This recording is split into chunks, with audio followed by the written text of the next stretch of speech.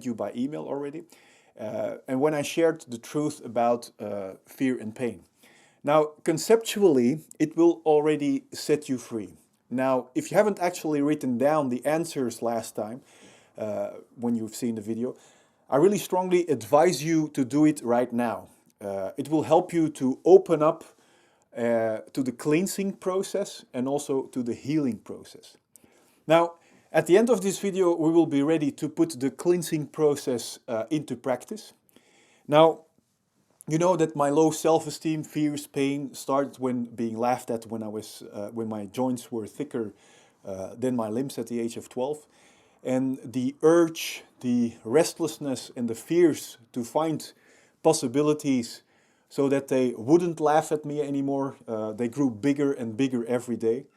And after having learned everything about fitness and nutrition, and even after having created world success by winning the first Mr. Belgium first and later the first Mr. World, and even after becoming an international underwear model, I still had to cope with the exact same fears, restlessness, pain, and low self-esteem. And we all experience low self-esteem, right? And the empty feeling that there is always something missing is also something that we know of. Now, only now there was a shiny mask or a successful mask drawn over me. Now, after another 7 years of struggle, I finally changed direction from looking outside into distractions, away from my pain, into taking 180 degrees shortest way towards liberation from my root of all my fear and all my pain. And this is the journey I want to take you on with me. And once you have solved the root of all pain, there can't be any fear left or the experience from pain from this. And no matter what circumstances or how people react to you. And if you don't have any more pain and fear, what is there left? Indeed, your true, natural, independent feelings of fulfillment from the moment when you were born, the thick, limiting wall of protection to prevent us from feeling, and the endless, restless search into distractions in our head will also become uncalled for. So I've run across another myth during my life that I really want to share with you. We all are brought up with the belief that all the painful experience we gather in life, we get bruised and scarred irreversibly. Now, actually, the only thing that ever gets bruised and scarred is our self-imagined wall of protection or mask of pretending. Our true, natural, pure heart of complete and lasting fulfillment that lies behind it always stays untouched, no matter what. And this is where I started to feel truly alive, truly at peace, free, and full of excitement. And the good part is that it's not that difficult either. And yes, it is also possible for you. It is far more difficult to keep running in search for this feeling of complete fulfillment by running away from our feelings. Are you ready for the exercise to discover the truth about fear and pain?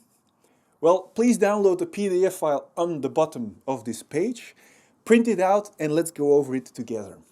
Now, pause the video after you have printed it out and found a pencil. Now, it is scientifically proven that by actually writing things down and confirming that you understand the information given to you increases the effectiveness by 11 times. Now, are you ready? Question number 1. Everything that you do, eating, sleeping, studying, building a career, buying a house, having a relationship. Why do you do all those things? What are you trying to accomplish with it? Now, pause this video and answer the question. Did you answer the question? Question number 2. My story. Write down your story. If there would be a magic trick to undo yourself from a certain part of your story, which part would that be that you would want to get rid of? And at the same time, how does your story still serve you, even though you want to be free of this part? For example, you have broken your foot and you have to move yourself around in a wheelchair. Maybe you've written down that you want to get rid of this broken foot and your wheelchair because it's limiting you. But at the same time, the wheelchair serves you getting extra attention. Now, try to take a good look at your story and the part you would like to get rid of. And what is the advantage in that story? Now, would you consider to understand that the advantages of your story you've wanted to get rid of will hold you back from letting go of your entire story? Well, are you prepared to let go of these few advantages, to open yourself up to all the advantages that are the result of being free of every story, of every fear and every pain? From what you have written down, maybe, could it be that you are searching for one thing in all those things? One feeling. A feeling of finally having arrived. A feeling of true and lasting fulfillment. Well, a daring third question is, do we ever get this feeling of true and lasting fulfillment, or feeling whole and complete by doing all those things? Please answer. Question number 4. When everything you do doesn't provide you with true and lasting fulfillment or the feeling that you are whole and complete, well, are you then prepared to open up for something that will give it to you? Please answer. Have you answered? Okay, question number 5. And I really advise you take the effort and the time to write it down with radical honesty. Now, what fears do you want to liberate yourself from? For example, fear of getting abandoned, fear of not being accepted, fear of not having enough, fear of not having truly lived, fear of dying, fear of losing control, fear of feeling worthless, fear of losing control, etc., etc. Fill this out after having paused the video and then return here. Now, do you think that it could be that everything what has hurt us or what we are afraid of is based upon one idea? That you will feel being separated from something, someone, or a group? For example, I was afraid of being laughed at, or I didn't want to experience the pain of feeling worthless. And this specific pain was indeed based upon the idea that it separated me from others.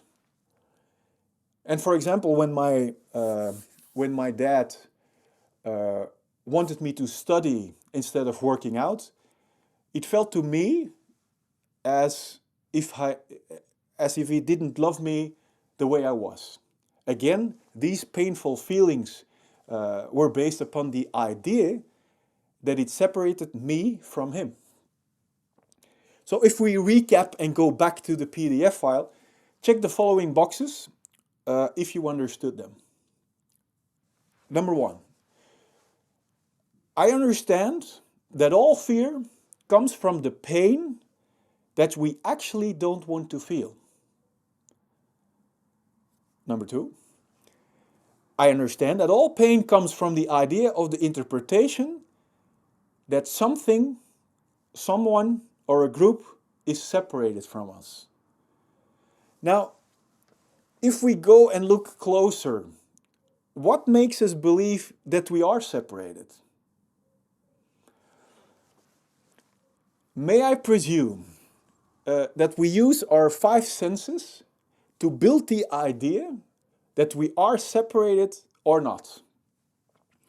For example, we saw with our eyes that my limbs were skinnier than others. And because of that, I had created separation. Now, if separation is the cause of all fear and pain, then how accurate are our senses in terms of judging that we are separated from someone, something, or a group? To explain this, I want to show you a drawing. Imagine that we base our judgment on our five senses like we did before the 14th century. Now imagine that we get in a boat from the mainland and start sailing towards the horizon. In the 14th century we believed the earth to be flat because that is what we saw. We also believed that we could fall off the earth when we would sail a little too far from the mainland.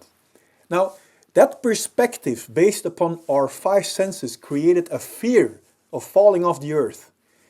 It is only after we broadened our perspective and learned that every ocean is connected to land somewhere that fear was replaced by excitement and adventure.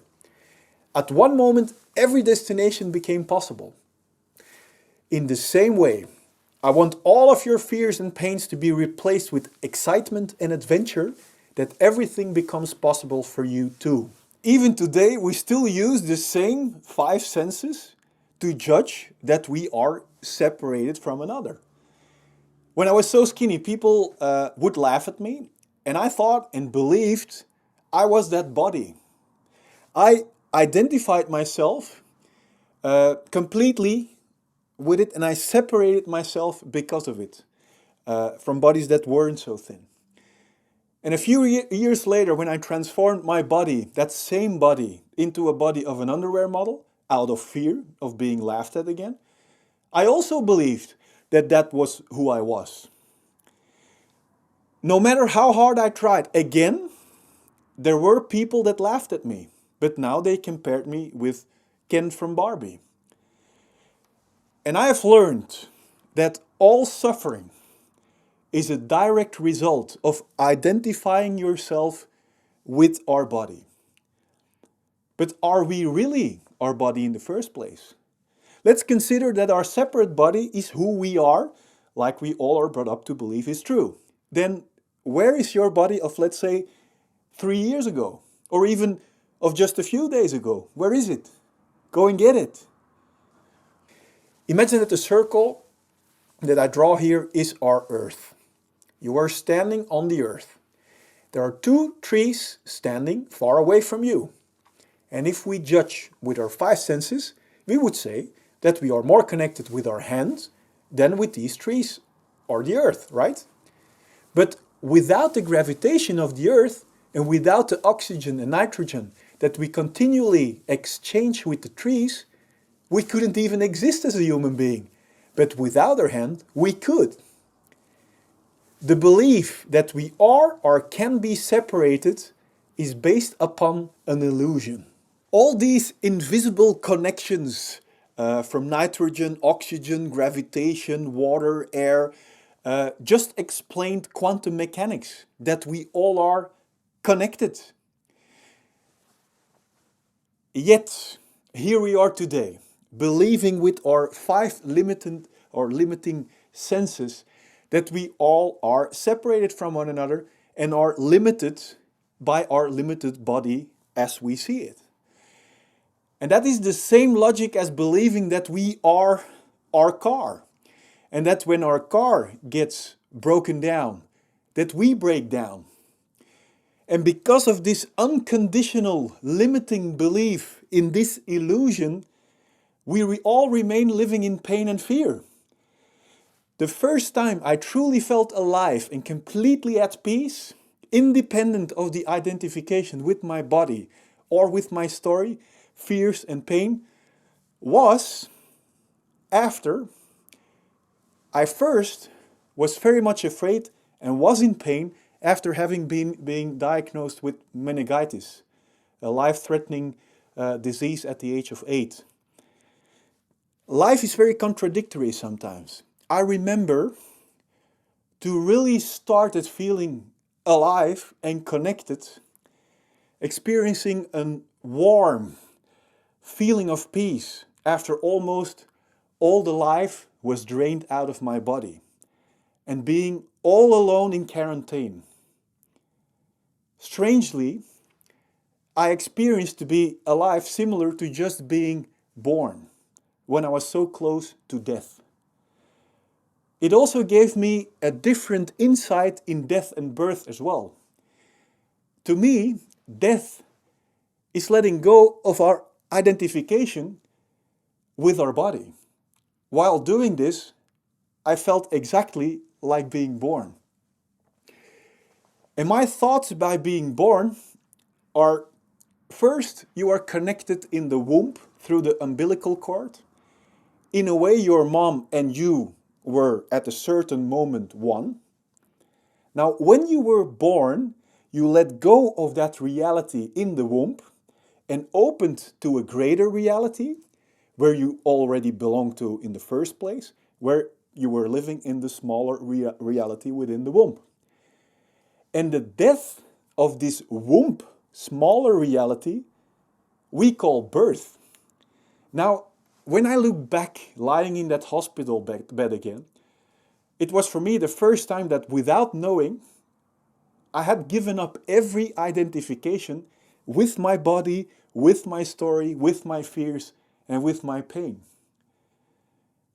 And the moment we look back at our lives, we are building a whole fake replacement story around staying distracted from what we don't want to feel. We don't want to feel worthless, so we try to build as much fake worth around us. When we don't want to feel small, we buy all kinds of things that need to make us feel bigger or richer. And because I was that sick, I didn't even hold on to that story anymore. And I was free and so close to my true self, not limited by my almost lifeless body anymore. When a few years later, I was being laughed at, and because my body was so skinny, the cycle of identifying myself again with that skinny body was created again. So my fake identity started to build up again. Now, even with a world success fake identity, I didn't feel as alive as when I did alone in that hospital. Until I learned to let go of the identification of myself with my body and with my fake story again.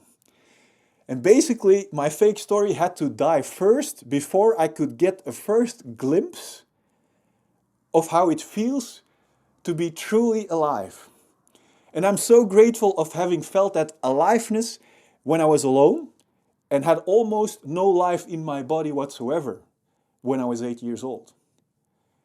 And I'm also very grateful that I felt the emptiness when I was looking for fulfillment in success, because that contradiction made me find the door to actual liberation. And we don't know what will happen when we actually let go of our physical body.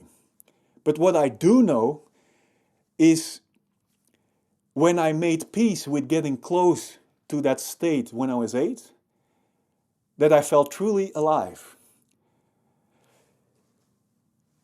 Because of that, I understand what they mean. You have to die first before to be alive, or you have to die first in order to be alive. And of course, it doesn't mean that we have to all kill ourselves. On the contrary, we have to let go our identification to our body, fears and pains, in order to be alive. And the result is that I feel alive independently and create success in a natural way. In every chosen domain, I choose whatever flows out of my heart, out of free will. And it's probably because that I'm so grateful that I want to pay it forward to you too. I can almost hear you thinking, Tom, I'm hearing what you are saying, and I understand what you mean in a way, but how do you explain, how do we get to the point where we sometimes don't even have the energy to get out of bed? Or how come that we still have our fears and our pains, even though they all might be based upon an illusion or a misinterpretation? And how can I get rid of my fears and my pains completely? And how can I put this into practice? Well, you've got a point. We will get to this in the next video. But first, let us go back to tick the last few boxes on our PDF underneath this video. And I'll see you in the next video.